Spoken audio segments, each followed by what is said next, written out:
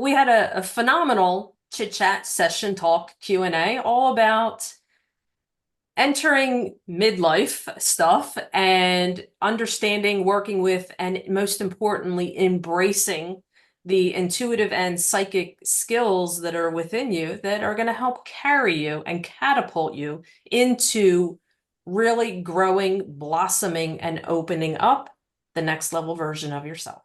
Welcome to the Rock Your Midlife podcast, your transformative sanctuary designed to guide you through self-discovery and provide the tools you need to find your purpose and navigate life authentically. Whether you want to optimize your health, boost your happiness, or deepen your self-love, this podcast is your ultimate toolkit. Welcome to Rock Your Midlife. I'm Dr. Ellen, the Midlife Whisperer, and I'm thrilled that you are here today because today's show is going to rock. It really is. My guest, Judi Jamieson, who is the psychic teacher, is a rock star. If you see her on Instagram, you know she is just rocking it. And she is going to share how we can develop psychically, how we can develop our intuition, our psychic abilities, communicate with our guides, open our third eye. And I think midlife women, if you're not doing it, this is the time to do it. Because I feel like I know my own story. For years, I hid from my psychic development. I grew up in a very intellectual family where just woo was not okay. Like if you couldn't prove it scientifically, then you didn't go there. And it's interesting how sort of science and spirituality are really starting to connect. But I know now it's the most powerful thing that I do every day of my life is, sitting down and talking to my guides and my spirit and connecting with myself. And if you're listening and thinking, gosh, I have no idea how to do it, grab a piece of paper, grab a cup of tea or a glass of wine, and you're going to want to take some notes because Judi really is absolutely amazing. And she is going to share really how you can develop your spiritual abilities, how you can manage your spiritual waking during menopause and throughout midlife. You're going to learn how to amplify your intuition and your psychic skills. You're going to learn techniques to harness and manage your spiritual waking during this time. And you're going to learn practical tips that are really going to help to change your life. And, before I introduce Judi formally, I just want to share a quote from Brene Brown that really spoke to me this morning. I was thinking about this show around midlife transformation, because it really is a transformation. It really is the caterpillar to the butterfly thing. We are not messing around here. We're not talking about a little bit of a change. When you go through midlife, unless you've been on your path, it is a really huge transformation. It's like the caterpillar and butterfly, although they have the same DNA and they are very much the same in many ways they're absolutely not. And I think that's what we're craving at midlife. And just to read what Brene says here, midlife is not a crisis. Midlife is an unraveling. And I think about that, shroud, that cocoon, when we go from caterpillar to butterfly, the caterpillar resists the transformation. Does that sound like do you resist when your body's going through changes and your guides are kind of knocking on your psyche and saying, come on, I've got messages for you. It's time to wake up. So it's an unraveling. And by definition, you can't control or manage an unraveling. You can't cure the midlife unraveling with control any more than the acquisitions, accomplishments, and the alpha parenting of our 30s cured our deep longing for permission to slow down and be perfect. Midlife is when the universe gently places her hands upon your shoulders, pulls you closer, and whispers in your ear, I'm not screwing around. All of this pretending and performing, these coping mechanisms that you've developed to protect yourself from feeling inadequate and getting hurt has to go. Your armor is preventing you from growing into your gifts. I understand that you need these protections when you were small. I understand that you believed your armor could help you secure all of the things you needed to feel worthy and lovable, but you're still searching and you're more lost than ever. Time is growing short. There are unexplored adventures ahead of you. You can't live the rest of your life worried about what other people think. You were born worthy of love and belonging. Courage and daring are coursing through your veins.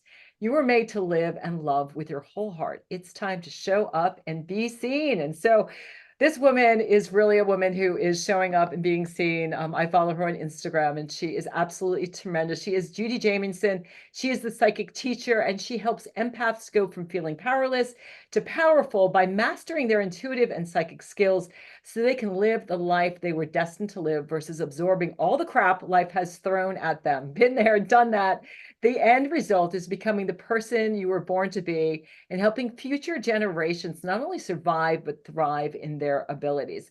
Welcome to Rock Your Midlife, Judi. I am so excited to have you here.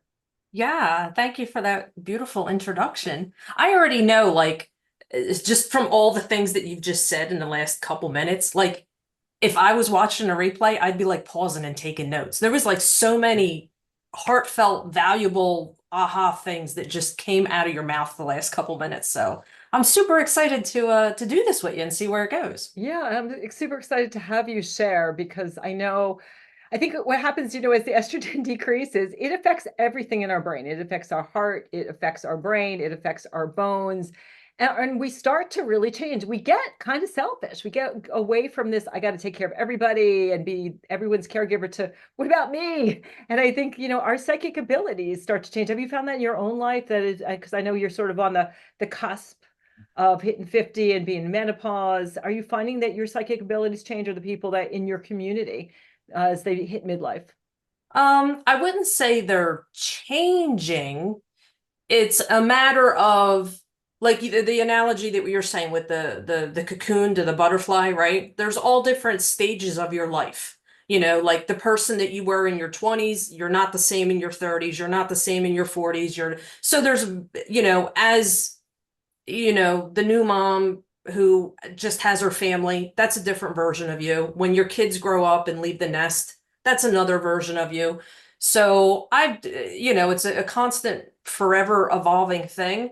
But I just realized not that long ago, um, a lot of what I would refer to, and if you're in the spiritual community, ego thoughts, like crazy thoughts and things not firing and working correctly, and you're kind of feeling cuckoo and what the hell's going on, started coming up. And I'm like, what in the world is this? What is going on? And then it dawned on me, like we were having a previous conversation, like in my brain, I'm still 35. And like when I actually stopped and thought about it, I was like, I'm going to be 50 in less than 6 months. Oh, okay. I think I see what's going on here. So it's like the midlife. So navigate, no matter what stage or phase of life that you're in, your gifts and your abilities are going to change. And it's learning how to work with your gifts as you're going through those changes. Does that make sense? Yeah, it makes a lot of sense. And I think for me, when I'm working with people in my own life, it's so important because I feel like so many women, like up to this point, they've kind of been working so hard to please other people, are living somebody else's version of like what it is to be successful. It's like they're climbing up this ladder of success. You get to the top of the building and you're like, I don't like my life. But that was my story. I left a 25-year marriage, totally blew up my life, and my life is great now. But I think that intuitive connection, that psychic awareness, you get on your path so that like every day you're starting to enjoy your life, and you're have a sense of direction. So I think that's something that I found with myself and with my clients, is that they just really start to get on the path because they make that intuitive connection. So before we kind of get into the how, I'm really curious about, how did you get here? Because I know you weren't always a psychic teacher, weren't always doing the things that you're doing. Tell us a little bit about how you became connected with your own guides and your own psychic abilities. Phew. I guess to make a long story short, much like yourself and maybe a lot of your viewers, being in a marriage for so many years and being the mom, the wife, the caretaker, the this, the that, and then the kids leave. And then like you're left like, okay, I don't have to play this role. I don't have to fulfill this. It's like, who am I? Why am I here? Like something is missing. And I kept having this feeling that like I wasn't living my life. It wasn't me. I felt like I was somebody else, right? And I realized that the marriage served its purpose to raising and building a family and providing a home for the kids. But when that job was done, I wound up leaving my husband. And going on my own personal journey because he wasn't willing to go through that transition or change with me.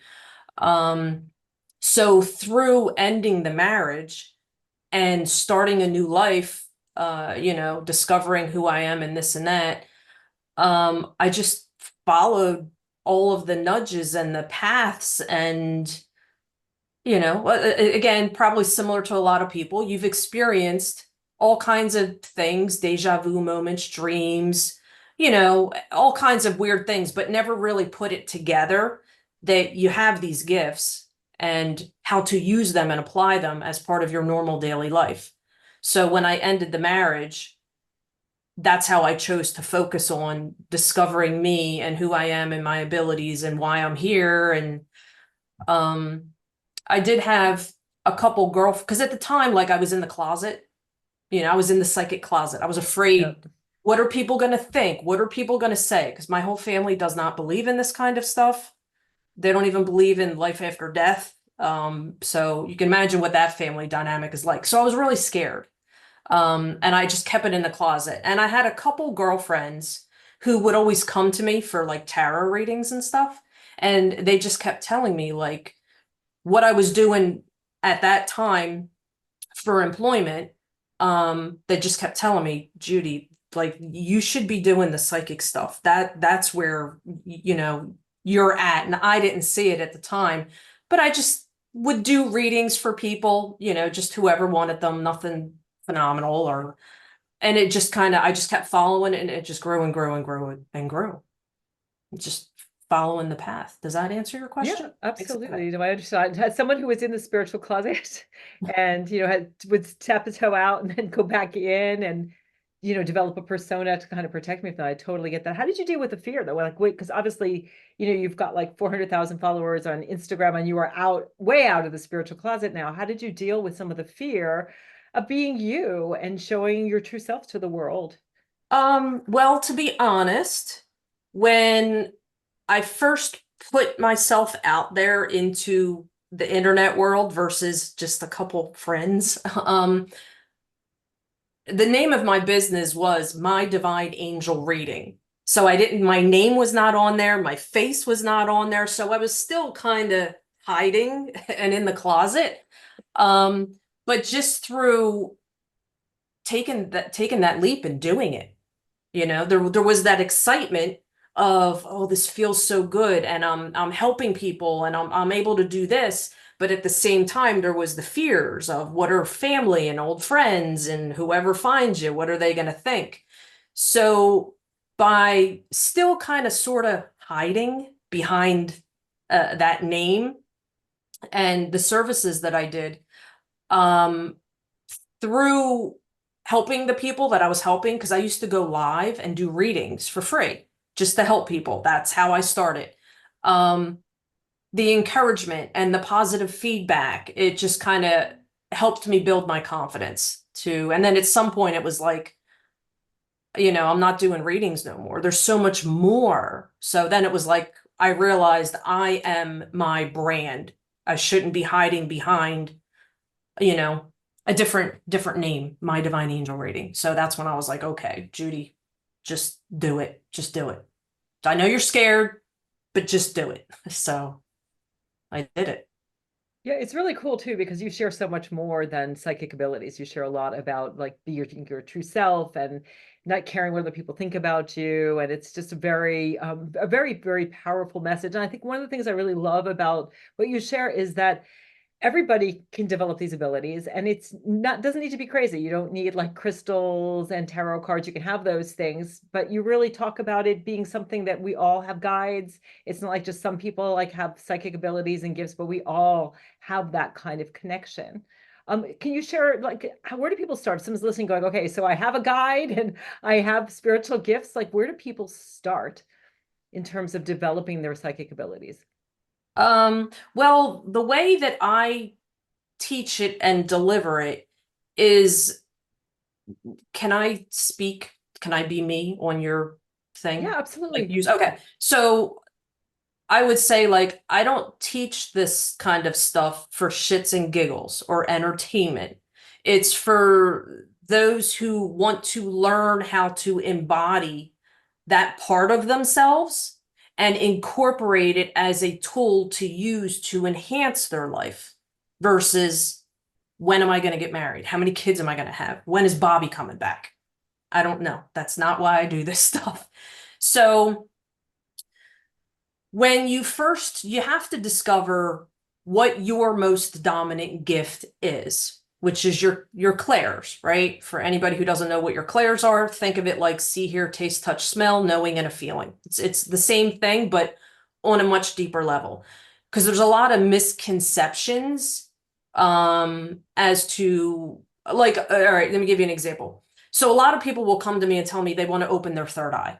And they've Googled things and they've tried this and they've tried that and nothing's working, they're not getting the results. Well, one, they don't understand what it is really like using those gifts. They think they're going to experience some profound, trippy, hallucinogenic experience based on Hollywood.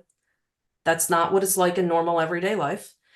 And they're focusing on something based on what their ego wants to learn, not realizing maybe you're not having the experiences that you want with your third eye because your third eye is not your most dominant gift.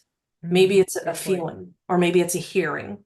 So when I start out with working with people, the first thing that we generally go through is what is that person's most dominant gift? And then from there, now you know what area to focus on, and not only what area to focus on, but understanding how that gift really works, which a lot of the time is me debunking Hollywood misconceptions, right? All the movie stuff. And how to apply those gifts as you're doing normal daily stuff, right? So like to give you an example, a lot of people think you have to meditate. Some people are great at it. A lot of people suck at it because they don't have the time. I know me, I got like ADD squirrel brain. Meditation for me is very hard and it does require a commitment, right? So there's other avenues that you can go down to developing your gifts. And it just really all depends on what do you want to use your gifts for is really the ultimate thing. What is it that you want out of this experience? How do you think it's going to change your life? Because depending on what you're using them for and the methods that you're doing are what's going to determine the outcome or the results. Does that make sense? Yeah, it makes total sense. So and I love that you said it's not about like just seeing rainbows and unicorns and like what you see in Hollywood, where you see basically someone's like head like exploding and the third eye opening with all of these colors and lights. But I know it's a more subtle thing. Although I see a lot of signs in the actual world. Like the other day, it was funny. I was on Facebook and I saw a post from 2 years ago of me posting a rainbow. And I like got off my phone and I looked outside and there was this like absolutely perfect rainbow going, which is always me as a sign from the universe that keep going. Things are going well. Everything's fine. And same thing like with tigers. I was at a bar and they were playing Eye of the Tiger, the Rocky song. And then I'm like biking home and there's this little model of like that says Go Tiger. One of the things to slow down tiger. It was slow down tiger. So it was like, to me, the universe is always showing me things in the real world. And I think for me, so much of it is paying attention. But I think my clair, I'm curious about how you help people figure their clairs. I think one of my clairs is smell. I mean, part of it is being a dietitian, but I can smell stuff. Like I can walk in a room and be like, this smells really bad. Like the energy here is not good. But how do people figure out which of I guess it's five senses, five clairs? Are there? Well, yeah, there's more clairs, but just to simplify things, if you think of it like your five physical senses, plus there's a knowing and a feeling, right? So if you just pay attention to how the majority of your information comes in, right? So like to give you an example, like a lot of people see the signs, the rainbows, the hearts, the feathers, the pennies, the whatever it is. That is actually your third eye. Spirit, or however you want to, whatever you want to plug into that spirit thing, right? Is spirit's way of showing you things in the physical world to get your attention. So again, the rainbows. that would be spirit's, message for you, and you're kind of tuned into what that represents. I like to help people take things another notch, right? So like you got the rainbow, okay, you have a general idea what that means. Now add on to that. What is the next steps? The next action steps? Give me more than just a rainbow. Like continue to guide me all day long. So that's like taking it to another level. Or if you're doing something, right? Say you're sitting at your desk working and you're like, "Ah, I'm dry. I got no ideas. I don't know what kind of content to create." You can ask, and they'll give you an answer through the visual things versus sitting and waiting and hoping for another sign, right? So there's various different levels that you can take things to. Do you have suggestions? It almost sounds like going to the gym, right? Like sounds like developing your Oh psychic yeah. abilities. So other suggestions for taking it to the next level, and also how do we let's actually talk about what exactly is a spirit guide. So you're talking about, getting information and getting help. You see a sign and you want to take it to the next level and ask your spirit guides to help. What exactly is a spirit guide?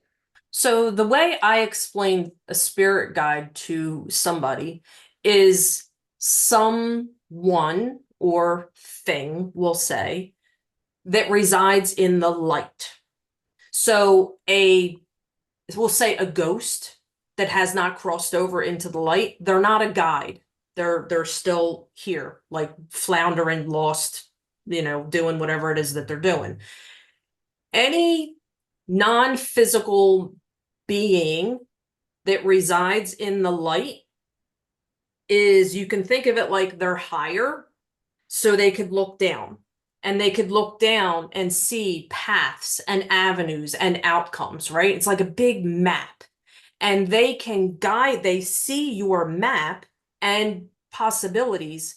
And when you learn to communicate with them, they can guide you either to get back on your map that leads to your happy ending yellow brick road, or get you back on it if you've for some reason fallen off of it through getting sucked into life's baloney, right? So within that spectrum of being in the light, it could be your crossed over loved ones, right? They love you. They have your highest, happiest, healthiest interest at heart. They are a guide. It could be archangels. Again, they're looking down. They have care and concern, right? It could be, I'll say, ETs, right? Because it's as weird as it sounds, like we share space on this planet with people who are not from Earth. But let me kind of rephrase that a little bit. When we like reincarnate and come, if you think of Earth as like a college, right? Because if you believe we are not the only living species, right? There's more out there. So if you think of all of these living species, right, having their own planet Earth is the hub for emotions. It's all emotions, right? Learning, dealing with, managing, growing, personal development type stuff, right? So you have all these different, I'll just say, entities, right? Some are people who've been humans on Earth many times over. Some are like, you know what? I want to go to Earth, my next reincarnation, because I want to learn about Earth stuff and emotions and stuff like that. So you get born into a physical body, right? But their home is not Earth. It's another dimension. I know it can get really trippy and really weird sometimes. But I've noticed through so many years of doing this, the people who really feel lost and struggle with emotions and connecting and kind of look at the world like, I don't understand Earth and this planet and these people and all these emotion type things. A lot of those people reincarnated from another universe, I'll say. And this could be their first or second reincarnation or run or go in human form. I feel like I kind of went off topic a little bit, It's but okay. when we were talking about guides, Right. Like, so for some people, if they've only, say, reincarnated here on Earth once or twice, they're not an old soul, right? We've all heard that term, old soul. For a lot of people who are not old souls, their home, their spiritual family is not of Earth. So to give you an example, it could be because a lot of people here were involved with like the Egyptian, the pyramids and stuff like that, right? That's a whole nother level of intelligence, right? That's not of Earth, Right. right? So like is it making sense how I'm putting Yeah. it together? Yeah. So anybody who resides in the light, who has that ability to look down and see a bigger picture, is a guide. It's just a matter of the person, the end user, you, me, whoever, you have to decide what kind of guide you want to work with because they all come with different skill sets and specialties, right? So there is a main guide who is with you from birth, but you have a whole nother family, right? So like to give you an example, um, my ex-mother-in-law before she died. I loved that woman and she had some balls and she was fearless. So if something's going on in my life where I'm like, oh, I could really use her right now, I will channel her and use her as my guide to give me that the balls, the push, the loving kick Mhm. in the ass, right? If there's something going on where I want information or help on something else, I will reach out to and connect with a different guide who specializes in something else. So there is a whole, is you think of it like a big college with a lot of different professors who have different skill sets and different abilities. So, how do you trust the information? So if somebody's new to this, I mean, obviously you've, connected with a lot of your guides and like who they are and probably, feel different vibrations when they're showing up in different ways. But how do we trust it? Because I think, the mind can be really tricky. It's like, is my mind making this up? I have one channeler that I follow, Lee Harris, who I absolutely love. And, he was like, when he started, his guides showed up for him, to him in the London Underground.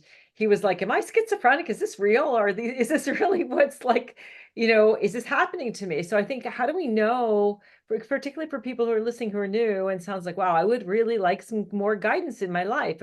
If I have spirit guides and they're looking down and they can direct me, that's awesome. But how do I know that it's real versus my imagination? Is it like a feeling? Is it, do you hear, I mean, so how can we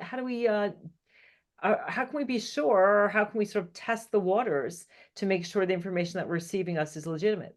Yeah. So I can answer that in two different avenues, right? Um, the one avenue with trusting what it is that you're getting, if 'cause, like all right, believe it or not, I used to be a born again Baptist, live and eat and breathe in Jesus twice on Sunday and every Wednesday for years. And I started getting all of these dreams and premonitions and seeing things, and I didn't understand what the hell was going on. So I went to the only spiritual person I knew at the time, which was my pastor.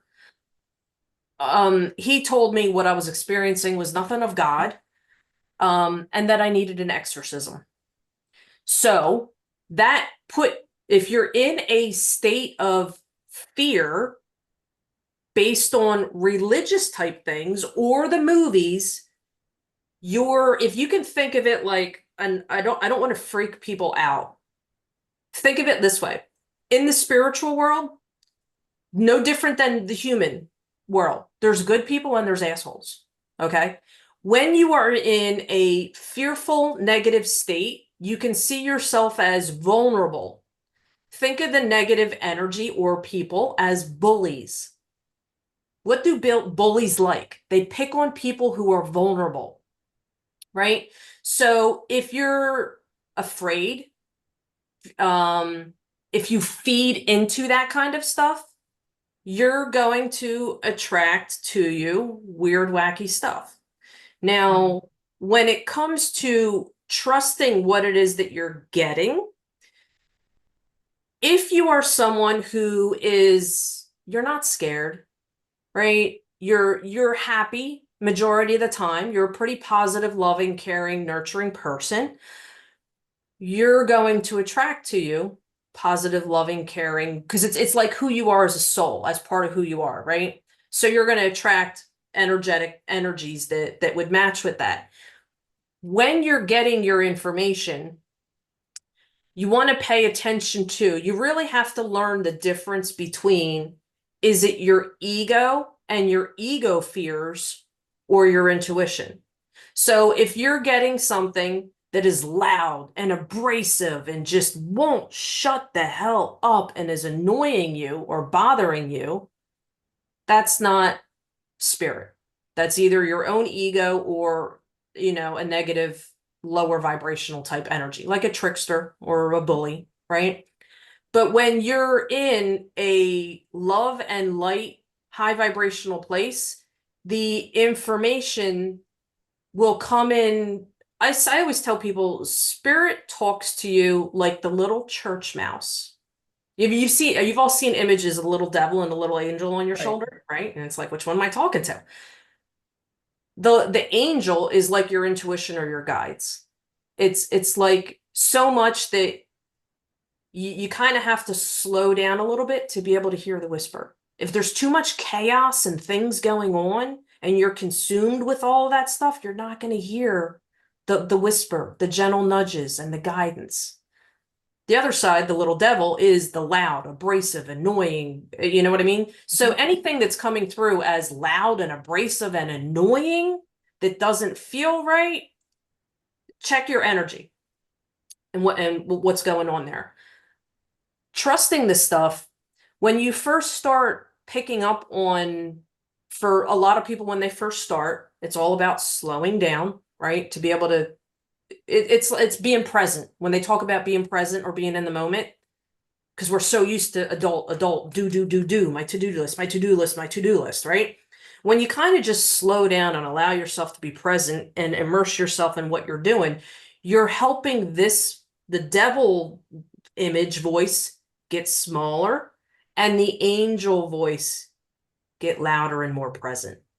So you're making room for this one to be able to come through easier. Whatever advice or assistance or guidance that you get, I always tell people, because it is a relationship, and relationships involve communication and trust, right? So when you're new to this kind of stuff, if you're getting gentle nudges, gentle ones, pay attention to them because they're the good ones. When you say trust in it a little bit and take action on it, you're going to learn like, holy shit, that's the good one. That is right. Hopefully that's making sense for you. As far as if you're making it up, because I get that one a lot. When you first start doing this stuff, whether you're intentionally plugging in and getting the information or it's just coming to you like the rainbow sign that you got, you want to pay attention to the very first thing that comes to you that it makes you feel like or think of or remind you of. That's part of your puzzle piece with trusting. Because what happens next, the ego gets in and starts tearing it apart. What does this mean? Why? What is going on?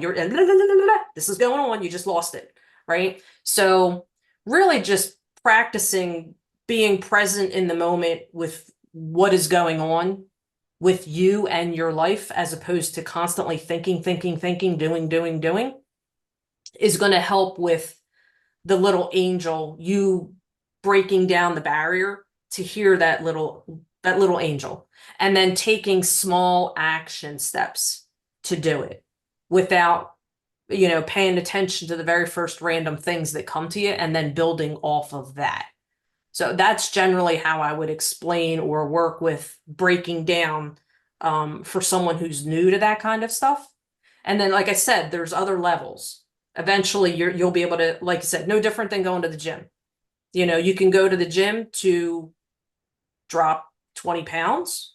And if you keep going, you drop 20 pounds and you got a six pack, right? Now, if you keep going, you're dropping your body fat ratio and you know what I mean? So it's, what level do you want to go to?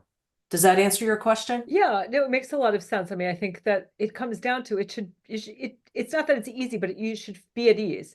It should, first of all, get yourself in a place where you're not in a chaotic, stressed out place. Because if you're in that chaotic place, if you're in the depleting emotions, fear and anger and overwhelm, which I think a lot of us are, you're gonna not attract the higher energies that you want to communicate with, the guides. And so it should feel good. Like it feels like these things should feel good. And also I love that you said it's a relationship and it develops over time, and that, there's different layers like an onion to go deeper and deeper. Is that kind of a bit, I think, what you were getting at, that it should Yeah. feel really, really good. So Yeah. it's getting me really excited. I'm actually going to have to get some of your courses to Yeah.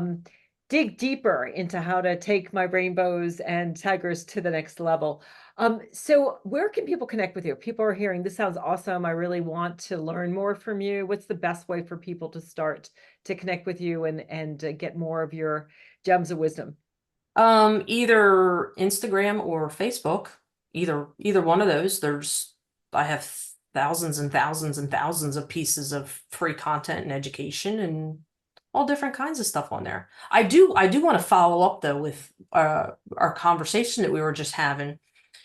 When spirit will nudge you out of your comfort zone, it's not always going to be a positive thing. And let me give you an example, because I'm sure, with the age range, with your group and all, I'm sure you can relate to this too. I know for me, years ago, I kept getting that nudge that my marriage is over.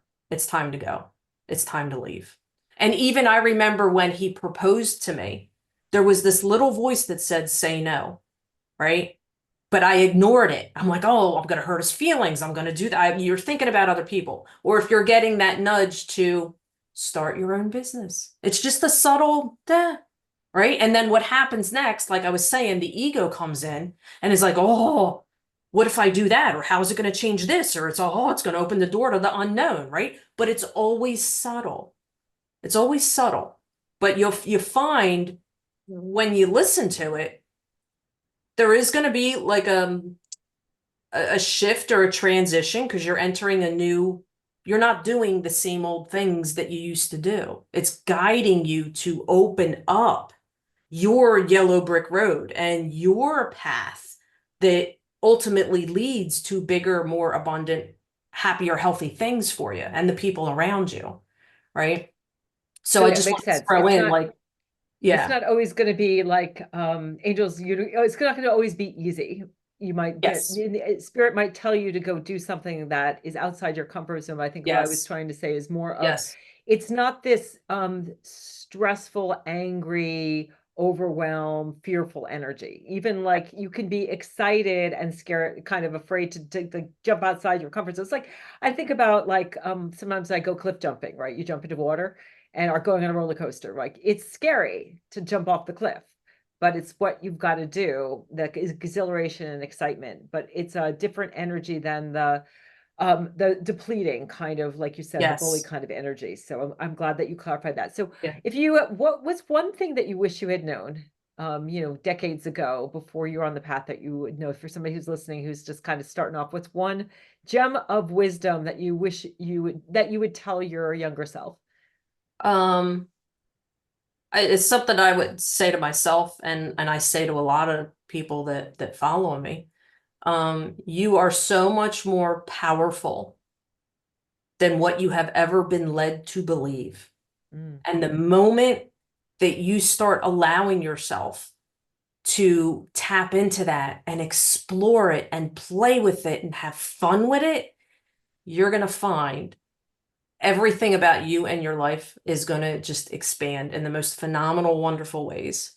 And to not allow yourself to get weighed down and bombarded by what other people, parents, society, the church, aunts, uncles, friends, what their thoughts or beliefs are as to who you are and how you're supposed to be and what your future is supposed to look like. Just keep vibing with you and your higher self, and all of your dreams are going to freaking come true.